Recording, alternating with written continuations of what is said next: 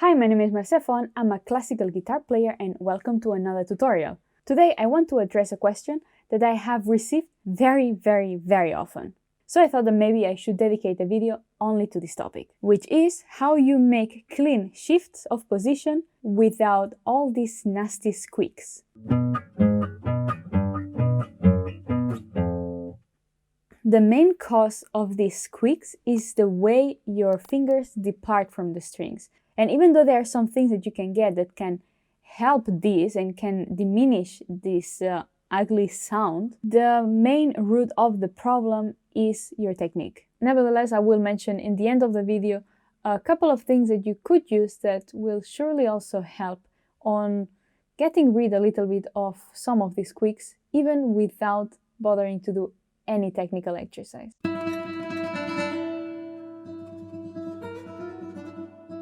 By the way, we are currently doing regular live streams for all the patrons and students of the MFA Academy that are basically 1 hour plus long streams where we are actually working on just these topics: left hand control and position shifts. We are doing a complete run through the Calevaro technique, which is a great method for left hand improvement. So if you would like, feel free to join as a patron, and you will also gain access to all our past replays so that you can actually start from the beginning, practice with the videos, do all the homework that we post in the forum, and of course join our future streams. They're basically play-along live streams where you don't need to prepare anything, we just practice together, and of course there is a live chat for you to shoot me questions and we can help each other on a regular basis. Feel free to check the events that are coming up. You will find all the details in my website and I will leave the link here down below in the description for you. Now, the reason why I mentioned Calevaro and why we are doing also all these streams with his method is because he dedicated a lot of time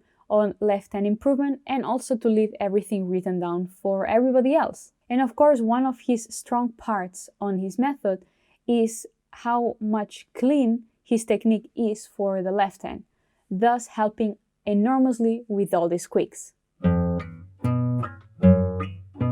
So which are the key concepts for you to know to build up a cleaner technique?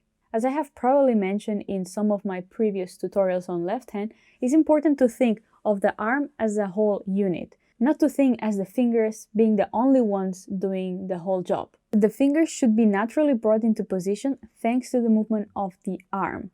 And so why it is important? Because many people already struggle and already condition the fingers so much just because they try to do all their work from here on, instead of just using the entire arm to position the hand. When you start from this premise, your fingers have the possibility to completely relax, completely. Now, the next thing for us to really understand is that when we need to make a shift or a change of position, the hand itself does nothing. All the work is done by the arm. So you're from your shoulder moving downwards, so in this case, against your body, up to the neck of the guitar, or outwards. And even though this seems a very obvious remark, what happens most of the time is that the hand has some consequences of tilting when we need to shift position. And then is where Calevaro method is very interesting, because he really insists on having, let's say, the hand as a whole with the arm and the wrist. So when we want to put the fingers like this, is the arm who puts the fingers like this. We need to have this angle, is the arm which helps to do this. And when we need the other angle, is also the arm who helps to do that. What is great from this is that you gain a huge amount of range and angulations where you still do not need to engage the fingers at all. And you know, of course, what this means. Less tension, more relaxation, and also more precision. And of course, less pain for some of us. Now, from this idea, it's easy then to understand how it happens. Because if we are in a position and we need to go up the neck, then the arm is actually the one who does the whole job and it just comes closer to our body. And the same when we need to go in a lower position, we just bring the elbow far away. It's important though that you avoid this, because when you do this, as you see, you're already changing the angulation of the fingers. And then the most important step is the following. When we play a note, you need to press, go up the string without going sideways like this, because you can already hear some noise, but go up and then shift to whatever you need, and then go down again and press.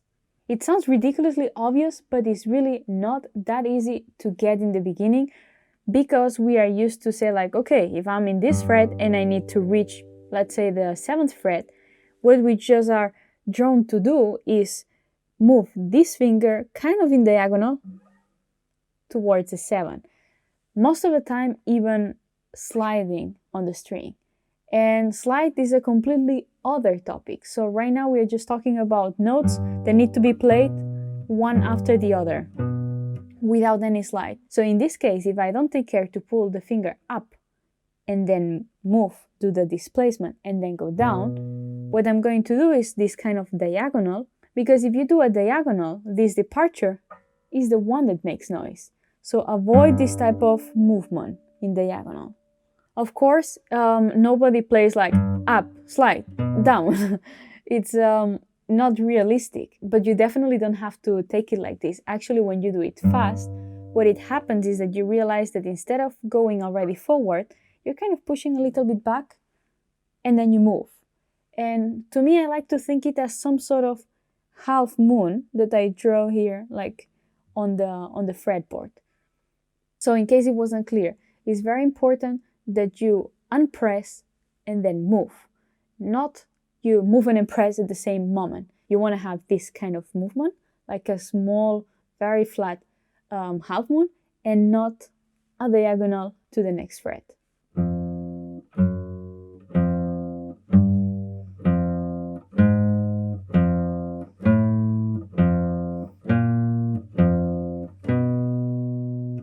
Now, of course, there is a lot of combinations to practice. Now I just did with the first finger, but you can do with the second, third, and fourth, and then combinations of 1, 2, 3, 4. That's exactly what we are also doing in these live streams. So if you would like, just check it out. And otherwise, I'm sure you can find Calivaro's method or buy it somewhere. And it's a super, super recommended method for that. So how to actually practice this type of technique to embed it into your playing, into what you already have. First of all, when I was first introduced to this type of technique, the most important thing, and is also very, very much insisted in the method if you read it, is to do it super, super, super slowly. There is no point in doing it fast and just mess around with it, because then it's not going to come across actually this technique, and you will still have all the squeaks that you had before.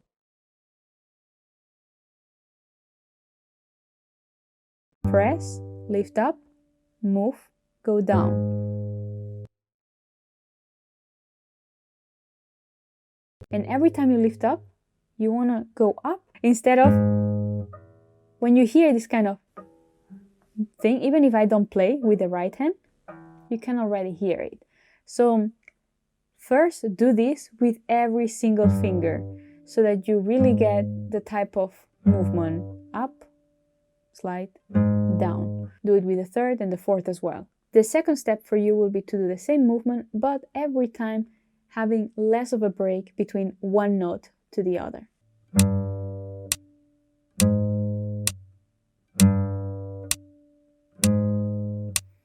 What you can do next is to make it a little bit faster.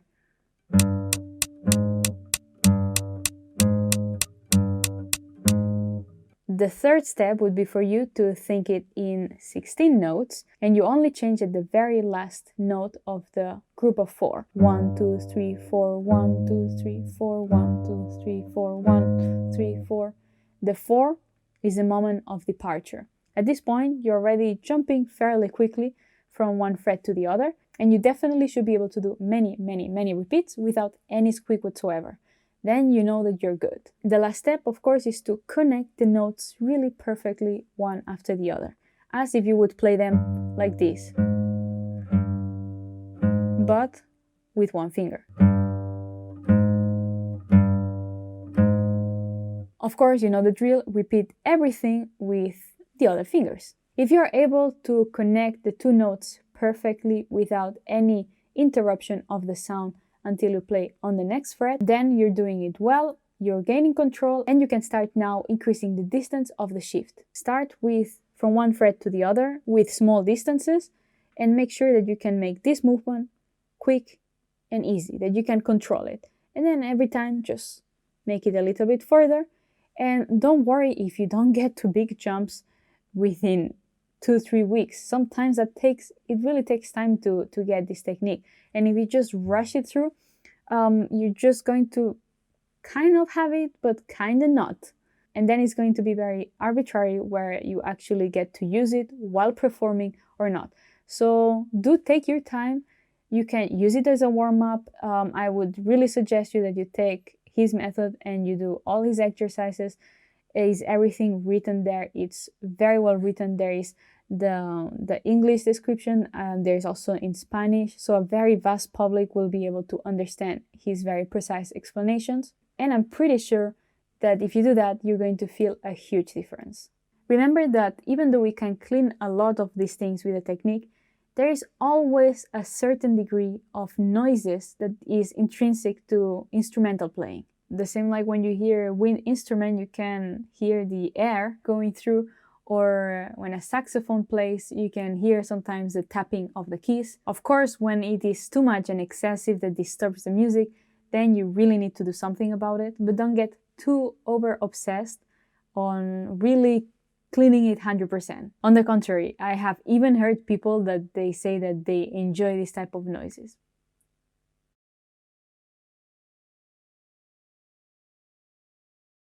So the other things that you could use if you really hate these sounds is, for instance, using a set of strings that is specially designed to actually prevent a little bit these squeaks. They are kind of a bit flatter. The bass strings are a lot flatter and, well, more polished, so that most of these squeaks are either unnoticeable or a lot softer. They are a little bit more expensive, but they can help you out in a situation where you want to have a good, let's say, final product. I believe the brands that have a set like this is the Dario, La Bella, Sabares, Vanguard Classics, and Hanaba.